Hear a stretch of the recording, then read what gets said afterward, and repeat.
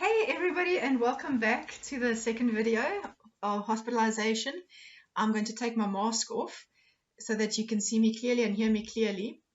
This video is going to be talking about the COVID pandemic again, but it's more about your expectations when you maybe get admitted or if a family member gets admitted into hospital. So first things I want to say is, can you spot anything different on my table from the last video that we did? So I've changed a few things. I'm just wondering if you could see what I've changed and what I've added, or maybe what I've taken away.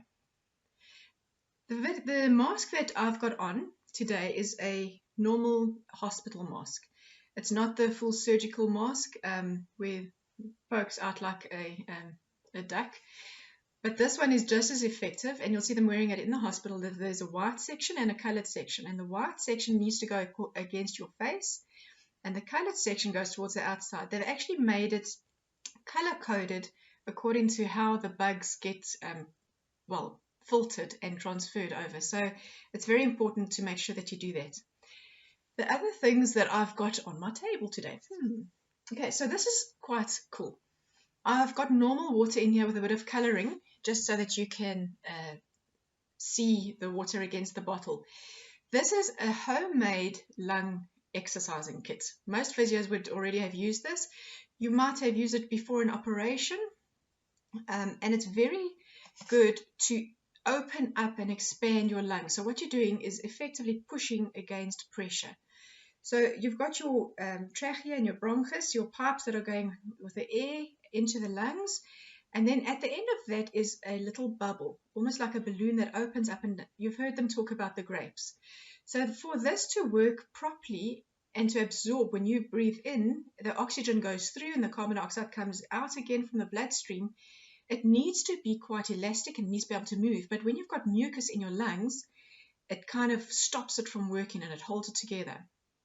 I just want to say that I'm not giving medical advice. I'm going according to what we've learned through experience. And also, if you have asthma or any colds or any of COPD or any of those kind of diseases, please first check with your doctor, because this could make your asthma worse.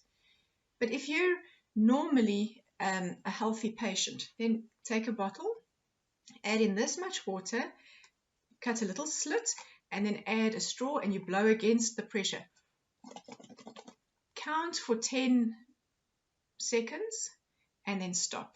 You want to try and empty out your lungs as much as possible and then breathe in again. You only need to do that 5 times. Once in the morning, maybe once in the evening. And that's especially helpful if you were a smoker, that you might have loose phlegm on your chest, or if you're coming out of a COVID ill where you've been sick and you've still got phlegm that you just want to mobilize and you want to get it loose. So let's do it again.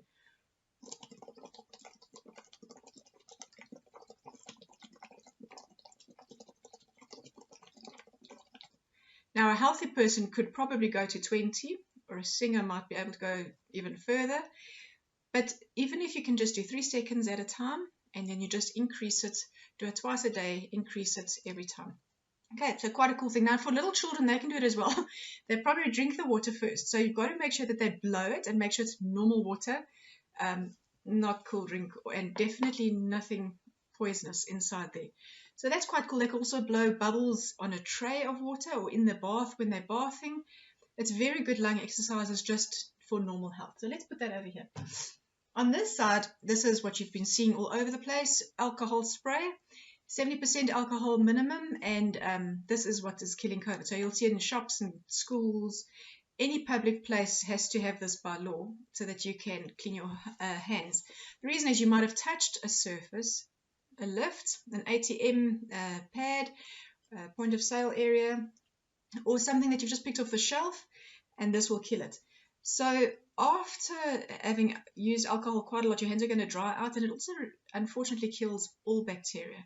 So you can wash this off as soon as you get home.